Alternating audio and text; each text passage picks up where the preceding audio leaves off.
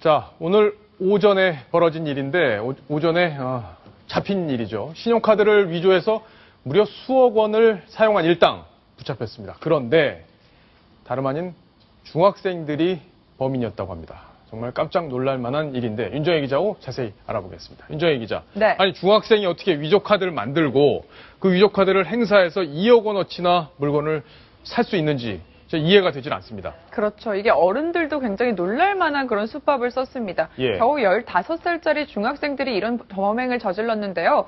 지난해 10월부터 최근까지 불과 6개월도 안 되는 사이에 이 위조 신용카드로 쓴 금액이 무려 3억 원에 가깝습니다. 네.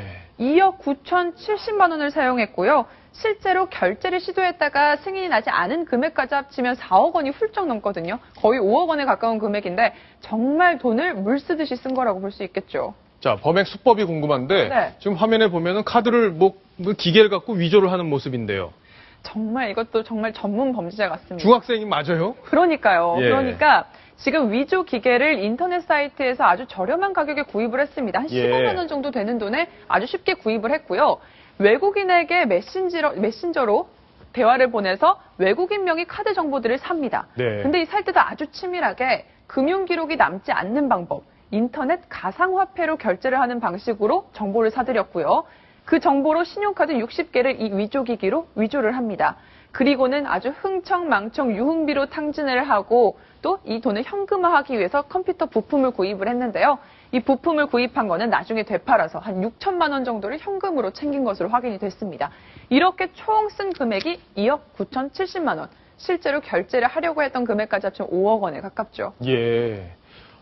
근데 이걸 누구한테 배웠죠? 중학생들이? 이걸 어떻게 다 이런 방법들을 알 수 있었는지 그러니까 궁금한데. 이미 이 사람은 이 중학생은요, 전과가 있었대요. 이미 예전에 그 인터넷에서 외국인에게 샀던 위조 신용카드를 몇 번 써가지고 긁었다가 이미 입건이 된 적이 있었는데요. 그렇군요. 이번에는 위조 신용카드를 사는 게 아니라 직접 만들기에 나선 거죠. 그러니까 범행이 발전한 것으로 볼 수 있습니다. 예. 자, 이렇게 좋은 머리를 IT 공부를 해서 컴퓨터로 해서 뭘 개발하고 이런 데 썼으면 좋겠는데 정말 안타까운 이야기가 아닐 수 없습니다. 자, 피의자 중학생 목소리를 한번 직접 들어보시겠습니다. 하이마트나 금은방 가서 사용하신 이유에 대해서 좀만 알게 해주세요. 모르겠습니다, 그거.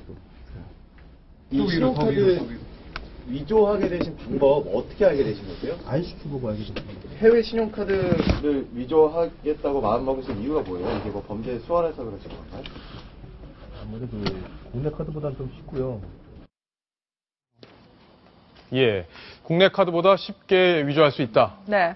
뭐 때문에 그런 거죠? 일단은 우리나라 같은 경우에는 카드사에서 한번 긁으면 예. 이 명의자한테 바로 문자 메시지라든지 이런 게 다 되어 있습니다. 네. 그리고 고액을 긁게 되면은 바로 명의자에게 전화가 가서 정말 본인이 긁은 게 맞냐 이걸 또 확인을 하죠. 네. 하지만 외국 명의 카드는 그게 되지 않기 때문에 이 중학생, 저 범인도 그걸 알고서 이걸 일부러 외국인 명의 신용카드를 위조한 것으로 보입니다. 자, 윤정혜 기자가 지금 신용카드를 하나 들고 나왔는데 네. 여기 보면 이렇게 무슨 IC 칩 같은 게 있잖아요. 그렇죠. 이런 것도 범죄 하는데 예방하기 위해서 이렇게 만든 거 아닌가요?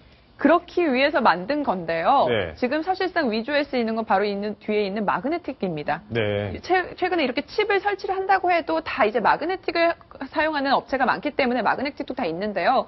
저 중학생도 이 위조기를 산 다음에 이 마그네틱을 정보를 입히는 방식으로 위조를 했죠. 그랬군요. 이 정보를 입히는 게요, 원래 그 백화점 같은 데서 이제 멤버십 카드 같은 거 고객에게 만들어줄 때 네. 이렇게 입히는 그런 기계거든요. 그러니까 흔하게 쓰이는 기계인데 이거를 일반인이 인터넷에서 쉽게 구매할 수 있다는 것도 문제고 일반인이 이걸 구매해서 실제로 쓴다고 해서 이게 불법이 아니라고 하거든요. 그렇군요. 지금까지는. 어떤 규제도 없다는 거죠. 자, 좀 놀라운 범죄, 중학생들의 놀라운 범죄 얘기를 들어봤는데, 자, 또 다른 놀라운 범죄가 네. 있습니다. 짝퉁 휴대폰 대규모로 만들어서 유통시킨 조직 적발됐다는데 그 소식 짧게 요약을 해주시죠. 네, 중국에서 짝퉁 부품들을 다 들여와가지고 우리나라 삼성 갤럭시 스마트폰으로 둔갑시킨 일당이 무더기로 검거가 됐습니다. 그래요. 갤럭시 노트 2, 갤럭시 3 이렇게 정말 정품과 눈으로 봐서는 구분이 안 될 것 같은 그런 짝퉁 스마트폰을 만들었다고 하는데요. 여기에는 현직 이 삼성 그 AS 센터 직원들까지 다 그래요? 포함되어 있었다고 합니다. 예. 그러니까 이 사람들이 허위로 누가 수리를 하러 온 것처럼 수리 접수를 한 다음에 네. 액정들을 빼돌린 겁니다. 아, 그렇군요. 그 빼돌린 액정들이 이 짝퉁 스마트폰에 그대로 사용이 됐죠. 이 짝퉁 스마트폰 한 80% 정도는 중국으로 팔려갔다고 합니다. 80%는 중국으로. 네. 그럼 우리가 인터넷에서 이제 휴대폰 사고 그러시는 분들 참 많은데 네. 그런데도 이런 것들 짝퉁 제품들이 섞여 있을 가능성도 있습니까? 그럼요. 나머지 20%가 바로 그런 식으로 유통이 됐습니다. 예. 국내 알뜰폰, 중고폰 이런 사이트에 다 유통이 돼가지고 팔렸다고 하는데 눈으로 봐서 구분이 안 되잖아요. 예. 하지만 정작 써보면요. 실제 제품과는 기능이 한 40% 정도밖에 되지 않는 그 정도입니다. 그렇군요. 네. 자, 그러니까 좀 수상한 데서 물건 구입하시면 안 될 것 같다 이런 교훈을 또 얻었습니다.